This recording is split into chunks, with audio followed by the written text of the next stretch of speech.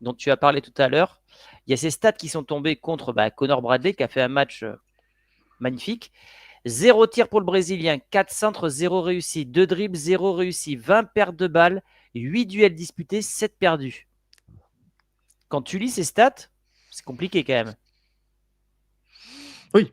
Ah oui. Mais si tu t'arrêtes, Mais voilà, si tu t'arrêtes aux stats, c'est sûr que tu vois que c'est un match compliqué. Après, c'était le seul à provoquer contre à chaque fois 2 ou 3 gars, ce que disait Henri tout à l'heure, et c'est ce que tu viens aussi de détailler là. Et parce qu'il n'est pas aidé par ses coéquipiers, justement. C'est pas lui qui a des œillères et qui fonce tête baissée dans 2 ou 3 gars. C'est lui qui a un ballon exploitable, qui regarde et qui voit personne. Donc il est obligé d'attendre. Pour le coup, parce que Vinicius, on l'a vu à une époque foncer dans 2-3 gars sans réfléchir. Et là, pour le coup, c'est pas ce cas-là hier. C'est pas ça. C'est pas Vinicius qui fait le. Ne m'en parle pas, Yves. Ne m'en parle pas de ce transfert loupé. C'est terrible. L'opportunité qu'avait le Real de remplacer pile poil le profil de Benzema. Allez, si vous allez sur la chaîne YouTube du Journal du Real en juin 2023, vous allez retrouver une vidéo tournée où je suis à la plage de Las Palmas, assis sur une table de pique-nique, et on parle d'Harry Kane pendant 20 minutes au Real Madrid. Et vous allez voir à quel point j'étais amoureux de l'idée de la signature d'Harry Kane. Je pense qu'Ancelotti, c'était le cas aussi. Et je pense que le Real, a posteriori, j'ai toujours cet avis-là que le Real aurait dû le faire parce qu'il se serait parfaitement intégré dans l'équipe 23-24 qui gagne la Ligue des Champions. Avec Bellingham. Et il serait parfaitement intégré actuellement il au aurait Real fait Madrid. Jouer Vinicius et Rodrigo. C'est le remplaçant naturel parfait. C'est le joueur qui a le profil qui se rapproche le plus de Benzema, qui combinait parfaiment avec tout le monde. Mais trop vieux, trop cher et trop long contrat pour un joueur de son âge. Trop vieux. Perez voit les choses comme ça. Il a mis 100 buts avec le Bayern. Non mais Thomas, je te parle dans l'œil de Florentino Pérez. Florentino Pérez, il voyait un joueur qui coûtait avec une indemnité de transfert de 120 millions, un joueur qui allait vouloir 4 ou 50 contrats au vu de son statut et de son niveau, et un joueur qui avait 29 ans. Donc pour toi, tu avais un contrat qui allait couler jusqu'à 34 ans, et tu as peur, par exemple, quand tu fais le transfert d'Eden Hazard, Eden Hazard Kane se blessait beaucoup moins dans le reste de sa carrière qu'Eden Hazard, mais c'est la même sur le papier, c'est la même chose. Juste Kane est beaucoup moins injury prone. Et il avait 28 ans, il s'est trompé. 28 ou 29, oui, quand même. Okay. Mais oui, voilà, c'est tout. Et celui qui a dit Kane n'a pas marqué hier, je vous conseille de retourner voir son match parce que ça reste exceptionnel ce qu'il a proposé. Ah oui, mais mince, je suis bête. J'allais faire écouter une vidéo, mais on peut pas mettre le son sur ce logiciel. C'est Wenger, c'est ça Ouais, c'est ça. Wenger qui parle du futur de Vinicius. Est-ce que vous entendez le son, les amis? T'entends toi ou pas, Guillaume, là? Moi, je l'ai pas. Vous entendez rien, j'imagine? Non. Bon, en gros, il dit qu'il ne voit pas Vinicius rester au Real Madrid. C'est bien ça, Guillaume, sur la vidéo? C'est ça. Il donne son avis. Il donne son avis. C'est pas une info. Wenger n'est pas devenu insider. Vous inquiétez pas, il donne juste son avis. Wenger dit qu'il n'est pas convaincu que le futur de Vinicius se fasse au Real Madrid. Alors bon, c'est l'avis de quelqu'un qui s'y connaît pour le coup. Et de quelqu'un que je respecte évidemment beaucoup.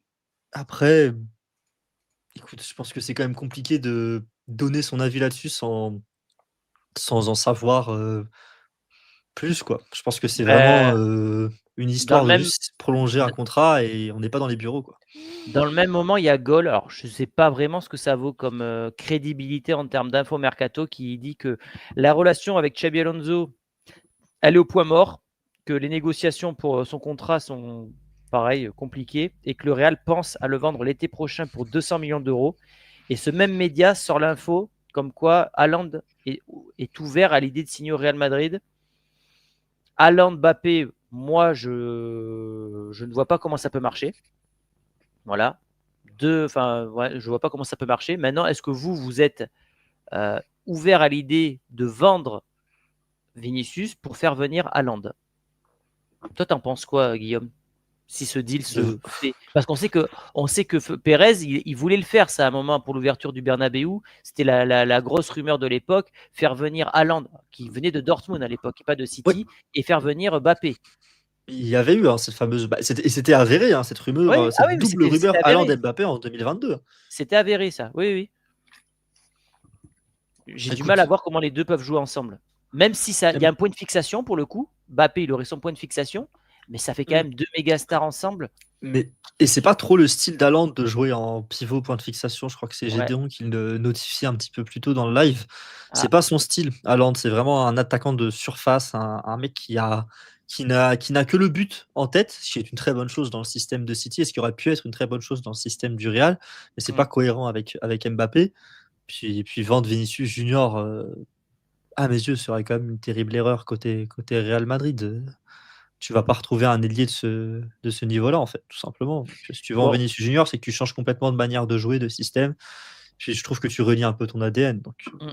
Je vais redire ce que je vais dire. C'est rien contre Kylian Mbappé qui fait une saison extraordinaire, mais vous pouvez regarder dans mes vidéos passées, j'ai toujours milité pour la signature d'Haaland avec son profil et les deux Brésiliens, plutôt que le profil de Mbappé qui ressemble forcément à celui de Vinicius de vouloir se rapprocher du côté gauche, parce qu'à l'époque où le Real le recrute, c'est un ailier gauche côté PSG, et je continue de penser que Haaland avait vraiment le profil parfait pour faire briller et briller avec Rodrigo et Vinicius. Maintenant que tu as fait le choix de Mbappé, ben, tu n'as plus le choix, tu continues au bout et tu oublies l'idée d'Haaland. Là, j'ai l'impression qu'on essaie de rattraper, c'est pas rattraper une erreur, mais que finalement, on voit que ça marche pas forcément, Vinicius Mbappé, donc on fait venir encore une méga star. Et je pense que c'est pas ça la solution.